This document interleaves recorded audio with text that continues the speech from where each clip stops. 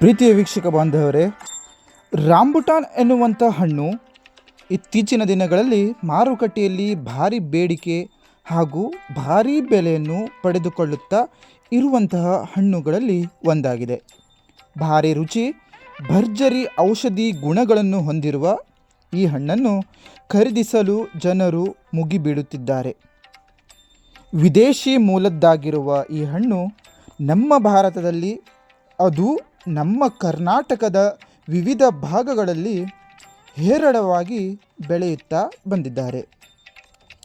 Lychee ಹಣ್ಣಿನ ಜಾತಿಗೆ ಸೇರಿದ ಈ ಹಣ್ಣಿನ ಗಿಡಗಳನ್ನು ಒಮ್ಮೆ ನಾಟಿ ಮಾಡಿ 60ರಿಂದ 70 ವರ್ಷಗಳ ಕಾಲದವರೆಗೆ ಇದರ ಗಿಡಗಳು ಬಾಳಿಕೆ ಬರುತ್ತವೆ.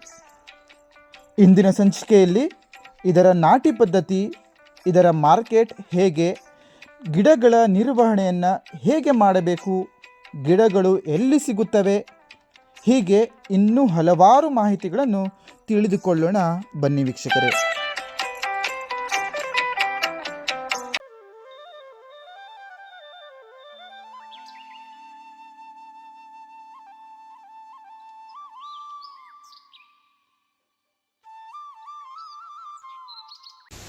ನಾಡಿನ ಸಮಸ್ತ ಜನತೆಗೆ ಹಾಗೂ ನಮ್ಮ ನೆಚ್ಚಿನ ರೈತ ಬಂಧುವರಿಗೆ ಮತ್ತೊಮ್ಮೆ ಸ್ವಾಗತ. ನೀವು ನೋಡ್ತಾ ಇರೋದು ಕೃಷಿ ಕಲ್ಯಾಣ, ರೈತರ ಏಳಿಗೆ ನಮ್ಮ ಗುರಿ ವಾಹಿನಿ.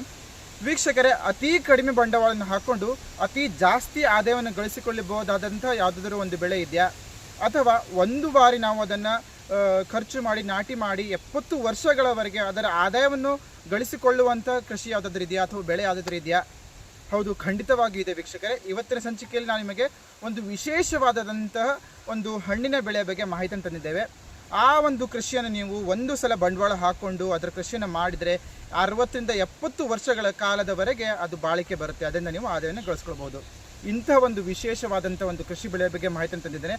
ಹಾಗೆ ಕೂಡ ನಮ್ಮ ಭಾರತದಲ್ಲಿ ಮತ್ತು ನಮ್ಮ ಕರ್ನಾಟಕದ ಎಲ್ಲ ಭಾಗಗಳಲ್ಲಿ ಬೆಳೆಯಬಹುದಾದಂತಹ ಒಂದು ಹಣ್ಣಿನ ಕೃಷಿಯ ಬಗ್ಗೆ ಮಾಹಿತಿಯನ್ನು ತಂದಿದ್ದೇವೆ. ಅದು ಆ ಹಣ್ಣು ಯಾವುದಪ್ಪ ಅಂತ ಹೇಳಿದರೆ ರಾಂಬುಟಾನ್ ಹಣ್ಣು ವೀಕ್ಷಕರೇ. ಹೌದು, ಈ ಒಂದು ರಾಂಬುಟಾನ್ ಹಣ್ಣಿಗೆ ಈಗಿನ ಕಾಲದಲ್ಲಿ ಮಾರ್ಕೆಟಲ್ಲಿ ಸಿಕ್ಕಾಪಟ್ಟೆ ಬೆಲೆ ಇದೆ. ಇದರಲ್ಲಿ ಬಹಳ ಒಂದು ಔಷಧೀಯ ಒಂದು ಗುಣಗಳು ಇರೋದ್ರಿಂದ ತುಂಬ ಜನರು ಇದನ್ನು ಪಡ್ಕೊಳ್ಲಿಕ್ಕೆ ಮಾರ್ಕೆಟಲ್ಲಿ ಮುಗಿ ಬೀಳ್ತಾ ಇದ್ದಾರೆ ವೀಕ್ಷಕರೇ. ಅಂತಹ ಒಂದು ವಿಶೇಷತೆ, ಅಂತಹ ಒಂದು ಬೆಲೆ ಮಾರ್ಕೆಟಲ್ಲಿ ಇದಕ್ಕೆ ಇದೆ. ತುಂಬ ಉತ್ತಮ ಬೆಲೆ ಇದೆ ಇದಕ್ಕೆ.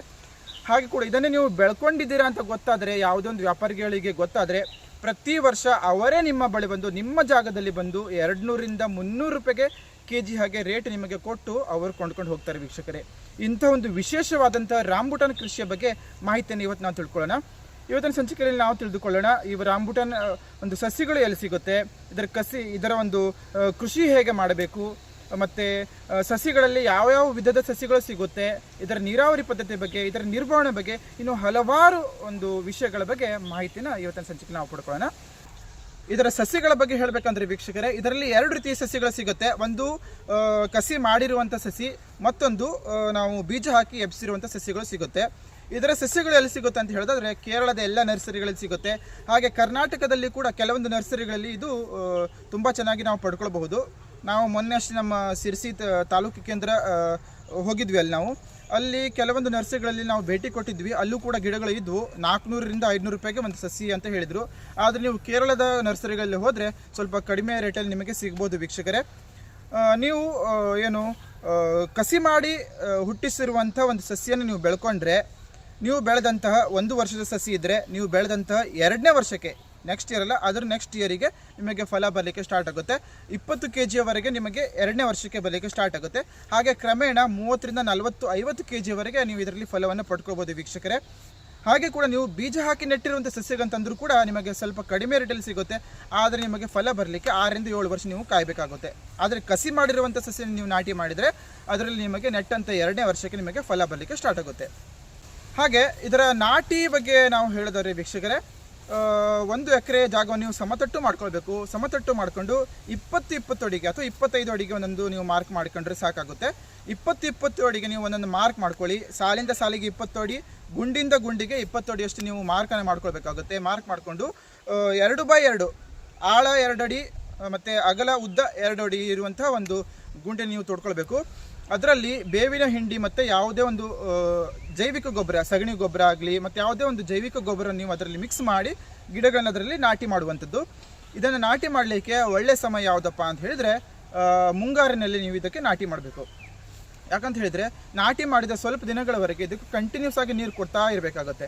ಸೊ ಹಾಗಾಗಿ ಮುಂಗಾರಿನಲ್ಲಿ ನೀವು ಇದನ್ನು ನಾಟಿ ಮಾಡಿದರೆ ಉತ್ತಮ ಅಂತ ಹೇಳ್ತೇನೆ. ಮತ್ತು ಯಾವೆಲ್ಲ ಭಾಗಗಳಲ್ಲಿ ಇದನ್ನು ನಡ್ಕೊಳ್ಬೋದು ಅಂತ ಹೇಳಿದರೆ ಒಂದು ವಿಶೇಷವಾದ ಒಂದು ಸಂಗತಿ ಅಂತ ಹೇಳಿದರೆ, ಉತ್ತಮವಾದಂಥ ಒಂದು ಸಂಗತಿ ಅಂತ ಹೇಳಿದರೆ, ಮಂಗಳೂರು ಕಡೆ ನಾನು ನೋಡಿದ್ದೆ ಇದನ್ನು ಬೆಳ್ಕೊಂಡಿದ್ರು ತುಂಬ ಪ್ರಮಾಣದಲ್ಲಿ. ಹಾಗೆ ಕೂಡ ನಮ್ಮ ಉತ್ತರ ಕರ್ನಾಟಕದಲ್ಲಿ ಕೂಡ ಇದನ್ನು ತುಂಬ ಪ್ರಮಾಣದಲ್ಲಿ ಬೆಳ್ಕೊಳ್ತಾ ಇದ್ದಾರೆ. ಸೊ ಚಿಂತಿಸುವ ಅವಶ್ಯಕತೆ ಇಲ್ಲ, ಎಲ್ಲ ಭಾಗದಲ್ಲಿ ನೀವು ಇದನ್ನು ಬೆಳ್ಕೊಳ್ಬಹುದು. ಹಾಗೆ ಕೂಡ ಇದಕ್ಕೆ ನೀರಾವರಿ ಯಾವ ರೀತಿಯಲ್ಲಿ ನೀಡಬೇಕಂತ ಹೇಳಿದರೆ, ಇದಕ್ಕೆ ಹನಿ ನೀರಾವರಿ ಪದ್ಧತಿಯಲ್ಲಿ ನೀರಾವರಿಯನ್ನು ನೀಡಬೇಕು. ಗಿಡದ ಕೆಳಗಡೆ ಬಳ್ಳಿನ ಹಾಯಿಸಿ ನೀರಾವರಿಯಲ್ಲಿ ಹನಿ ನೀರಾವರಿ ಪದ್ಧತಿಯಲ್ಲಿ ನೀವು ಇದಕ್ಕೆ ನೀರನ್ನು ಪೂರೈಕೆ ಮಾಡಬೇಕಾಗುತ್ತೆ ವೀಕ್ಷಕರೇ. ಮತ್ತು ಇದರಲ್ಲಿ ತಳಿಗಳು ಯಾವುದೆಲ್ಲ ಬರುತ್ತೆ ಅಂತ ಹೇಳಿದರೆ, ಇದರ ಒಂದು ಹಣ್ಣಿನ ಒಂದು ಕಲರು, ಅದರ ಒಂದು ರುಚಿ, ಅದರ ಒಂದು ಗಾತ್ರದ ಒಂದು ಆಧಾರದ ಮೇಲೆ ಇದನ್ನು ನಾನಾ ರೀತಿಯ ತಳಿಗಳಾಗಿ ವಿಂಗಡಣೆ ಮಾಡಿದ್ದಾರೆ. ಆದರೆ ಈಗಿನ ಕಾಲದಲ್ಲಿ ಈಗಿನ ಒಂದು ಮಾರ್ಕೆಟಲ್ಲಿ ಹೆಚ್ಚು ಪ್ರಚಲಿತದಲ್ಲಿರುವುದು ರೋಂಗ್ರೇನ್ ಮತ್ತು N18 ತುಂಬ ಹೆಚ್ಚಿನ ಪ್ರಮಾಣದಲ್ಲಿ ಜನರು ಯೂಸ್ ಮಾಡ್ತಾ ಇದ್ದಾರೆ. ಇದು ಒಂದು ವಿದೇಶಿ ಮೂಲದ ಹಣ್ಣು ವೀಕ್ಷಕರೇ. ರೋಂಗ್ರೇನ್ ಹೇಗಿರುತ್ತೆ ಅಂತ ಹೇಳಿದರೆ, ಇದು ಸ್ವಲ್ಪ ಗುಲಾಬಿ ಬಣ್ಣದಲ್ಲಿರುತ್ತೆ, ಮತ್ತು N18 ಸ್ವಲ್ಪ ಕೆಂಪು ಬಣ್ಣದಲ್ಲಿರುತ್ತೆ, ಮತ್ತೊಂದು ಇರುತ್ತೆ ಹಳದಿ ಬಣ್ಣದಲ್ಲಿ. ಆ ಮೂರನ್ನೇ ಹೆಚ್ಚಿನ ಪ್ರಮಾಣದಲ್ಲಿ ಜನರು ಯೂಸ್ ಮಾಡ್ತಾ ಇದ್ದಾರೆ. ಹೀಗೆ ನೀವು ನಾಟಿ ಪದ್ಧತಿಯಲ್ಲಿ ನಾನು ಹೇಳಿದೆ ನಿಮಗೆ 20 ಅಡಿಗೆ ಒಂದೊಂದು ಗಿಡವನ್ನು ನೆಟ್ಕೊಳ್ಬೇಕು ಅಂತ ಹೇಳಿದೆ. ಹೀಗೆ 20 ಅಡಿಗೆ ನೀವು ಒಂದೊಂದು ಗಿಡವನ್ನು ನೆಟ್ಕೊಂಡ್ರೆ ವೀಕ್ಷಕರೇ, ನೀವು 1 ಎಕರೆಯಲ್ಲಿ ಸರಿಸುಮಾರು 100 ಗಿಡಗಳಷ್ಟು ಗಿಡಗಳನ್ನು ನೀವು ನೆಟ್ಕೊಳ್ಬಹುದು. ಹಾಗೆ ಕೂಡ ಇದರ ಒಂದು ಗಿಡದ ಬೆಲೆ ನಾನು ಹೇಳಿದ್ದೆ 400 ರಿಂದ 500 ರೂಪಾಯಿವರೆಗೆ ರೇಟ್ ಇದೆ ಅಂತ ಹೇಳಿದ್ದೆ ನಾನು. ಸೊ ಹಾಗಾಗಿ 400 ರಿಂದ ಒಂದು ಗಿಡಕ್ಕೆ 400 ರೂಪಾಯಿ ಕೊಟ್ಟರೆ ನೀವು 10 ಗಿಡಕ್ಕೆ 4000 ರೂಪಾಯಿ ಆಯಿತು. 100 ಗಿಡಕ್ಕೆ 40,000 ರೂಪಾಯಿ ಕೊಟ್ಟು ನೀವು 1 ಎಕರೆಯಲ್ಲಿ ನೀವು ನಾಟಿ ಮಾಡಿದರೆ ವೀಕ್ಷಕರೇ, 1 ಎಕರೆಗೆ ನಿಮಗೆ 40,000 ಆಗುತ್ತೆ. ಮತ್ತು ಅದಕ್ಕೆ ಗೊಬ್ಬರದ ಖರ್ಚು, ಅದರ ನಿರ್ವಹಣೆ ಖರ್ಚು ಹೀಗೆಲ್ಲ ನೋಡಿದರೆ ನಿಮಗೆ ಒಂದು ವರ್ಷಕ್ಕೆ ಒಂದು ಸಲ ನೀವು ಸ್ಟಾರ್ಟಿಂಗಲ್ಲಿ ನೆಟ್ಟರೆ ನಿಮಗೆ 1.5 ಲಕ್ಷದಷ್ಟು ನೀವು ಅದಕ್ಕೆ ಬಂಡವಾಳವನ್ನು ಹಾಕಬೇಕಾಗುತ್ತೆ. ಇದಕ್ಕೆ ಬೆಲೆ ಯಾವ ರೀತಿ ಇದೆ ಅಂತ ಹೇಳಿದ್ರೆ ವೀಕ್ಷಕರೇ, ನೋಡಿ 1 kgಗೆ ನಿಮ್ಮ ಬಳಿಯಲ್ಲಿ ರೈತರು 200 ರಿಂದ 300 ರೂಪಾಯಿವರೆಗೆ ನಿಮಗೆ ನಿಮ್ಮ ತೋಟದಲ್ಲಿ ಕೊಟ್ಟು ಅವರು ಕೊಂಡ್ಕೊಂಡು ಹೋಗ್ತಾರೆ ವೀಕ್ಷಕರೇ.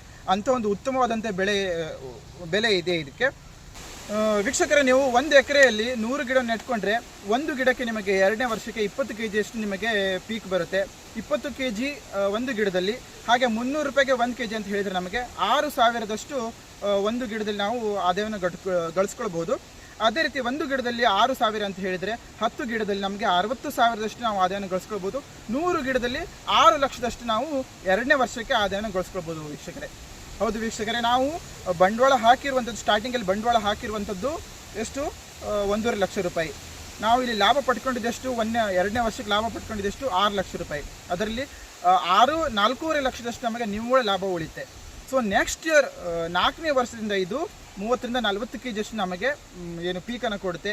ಒಂದು ಗಿಡದಲ್ಲಿ ನಾವು 30 kg ಹಿಡಿದ್ರೂ ಕೂಡ 30 × 300 ಮಾಡಿದರೆ ನಮಗೆ ಒಂದು ಗಿಡದಲ್ಲಿ 9,000ದಷ್ಟು ನಾವು ಲಾಭವನ್ನು ಪಡ್ಕೊಳ್ಬೋದು 2ನೇ ವರ್ಷದಲ್ಲಿ. ಒಂದು ಗಿಡದಲ್ಲಿ 9,000 ಅಂತ ಹೇಳಿದರೆ 100 ಗಿಡದಲ್ಲಿ 9 ಲಕ್ಷದಷ್ಟು ನಾವು ಇದರಲ್ಲಿ ಲಾಭವನ್ನು ಪಡ್ಕೋಬಹುದಾಗಿದೆ 1 ಎಕರೆಯಲ್ಲಿ ವೀಕ್ಷಕರೇ. ಇದರಲ್ಲಿ ಒಂದು ವರ್ಷಕ್ಕೆ ನಾವು ಎಲ್ಲ ನಿರ್ವಹಣೆ ಎಲ್ಲ ಖರ್ಚೆಲ್ಲ ಸೇರಿದರೆ 1.5 ಲಕ್ಷ ಬಿಟ್ಟರೆ ಕೂಡ ಇದಕ್ಕೆ ಮತ್ತು ಸಸಿಯ ಒಂದು ಖರ್ಚು ಇರೋದಿಲ್ಲ. ಈ ಟೈಮಲ್ಲಿ ನಮಗೆ ಕೇವಲ ನಮ್ಮ ನಿರ್ವಹಣೆಯ ಒಂದು ಎಲ್ಲ ಖರ್ಚನ್ನು ಬಿಟ್ಟರೆ ನಮಗೆ 9 ಲಕ್ಷದಲ್ಲಿ 1.5 ಲಕ್ಷ ರೂಪಾಯಿ ನಿರ್ವಹಣೆ ಖರ್ಚನ್ನು ನಾವು ಬಿಟ್ಟರು ಕೂಡ ನಮಗೆ 7.5 ಲಕ್ಷ ರೂಪಾಯಿ ಪ್ರತಿ ವರ್ಷ ನಿವ್ವಳ ನಮಗೆ ಉಳಿತಾಯ ಇರುತ್ತೆ ವೀಕ್ಷಕರೇ. ಹಾಗೆ ಕೂಡ ಒಂದು ಸಸಿ ನಾನು ಹೇಳಿದ್ದೆ 60 ರಿಂದ 70 ವರ್ಷಗಳವರೆಗೆ ಬಾಳಿಕೆ ಬರುತ್ತೆ ಅಂತ ಹೇಳಿದೆ. ಸೊ 70 ವರ್ಷಗಳವರೆಗೆ ನೀವು ಅದೇ ಗಿಡಗಳಿಂದ ನೀವು ಪೀಕನ್ನು ಪಡ್ಕೊಳ್ಬೋದು. ಇದರ ಒಂದು ಕಟಾವು ಹೇಗೆ ಮಾಡಬೇಕಪ್ಪ ಅಂತ ಹೇಳಿದ್ರೆ ವೀಕ್ಷಕರೇ, ನಾವು ಕಟಾವು ಮಾಡುವಾಗ ಒಂದು ಗಿಡದ ಒಂದು ಹಣ್ಣನ್ನು ನಾವು ತೆಕ್ಕೊಂಡು ನೋಡಬೇಕಾಗುತ್ತೆ. ಆ ಗಿಡದ ಒಂದು ಹಣ್ಣನ್ನು ಫುಲ್ ಕಲರ್ ಬಂದ ನಂತರ ಅದನ್ನು ಕಟಾವು ಮಾಡಬೇಕು. ಯಾಕಂತ ಹೇಳಿದರೆ ನಾವು ಸ್ವಲ್ಪ ಕಾಯಿದ್ದವಾಗ ಕಟಾವು ಮಾಡ್ತೇವೆ ನಂತರ ಕಲರ್ ಬರುತ್ತೆ ಅಂತ ಹೇಳಿದರೆ ಆಗೋದಿಲ್ಲ ವೀಕ್ಷಕರೇ. ಇದರ ಒಂದು ಶೆಲ್ಫ್ ಲೈಫ್ 4 ರಿಂದ 5 ದಿನಗಳವರೆಗೆ. ಸೊ ಹಾಗಾಗಿ ಫುಲ್ ಕಲರ್ ಬಂದ ನಂತರ ನೀವು ಇದನ್ನು ಕೀಳಬೇಕು. ಕೀಳುವಾಗ ನೀವು ಸಿಪ್ಪೆಯನ್ನು ಒಂದು ಹಣ್ಣನ್ನು ಕಿತ್ಕೊಂಡು ನೀವು ಸಿಪ್ಪೆಯನ್ನು ಕಿತ್ತು ನೋಡಬೇಕು. ಫುಲ್ ಸಿಪ್ಪೆ ಚೆನ್ನಾಗಿ ಕಿತ್ತು ಬರ್ತಾ ಇದೆ. ಹಾಗೆ ಕೂಡ ಒಳಗಡೆ ಒಂದು ಬೀಜ ಇರುತ್ತೆ. ನೀವು ಆ ಪಲ್ಪನ್ನು ಓಪನ್ ಮಾಡಿ ಆ ಬೀಜನೂ ಕೂಡ ಬೀಜಕ್ಕೆ ಯಾವುದೇ ಹಣ್ಣಿನ ಒಂದು ಪಲ್ಪ್ ತಾಗದೆ ಬೀಜ ಸಲೀಸಾಗಿ ಹೊರಗಡೆ ಬಂದರೆ ಮಾತ್ರ ನೀವು ಅದನ್ನು ಕೀಳಬೇಕು. ಅದು ಬರದೇ ಇದ್ದರೆ ನೀವು ಕಿತ್ತರೆ ನಿಮಗೆ ಕಡಿಮೆ ರೇಟ್ ಸಿಗುತ್ತೆ. ಫುಲ್ ಚೆನ್ನಾಗಿ ಅದರ ಪಲ್ಪ್ ತೆಗೆದು ನಾವು ಬೀಜಗಳು ಹೊರಗಡೆ ಬಂದರೆ ನಮಗೆ ಒಳ್ಳೆ ರೀತಿಯಾದಂಥ ಒಂದು ನಮಗೆ ಬೆಲೆ ಸಿಗುತ್ತೆ ವೀಕ್ಷಕರೇ ಇದರಲ್ಲಿ.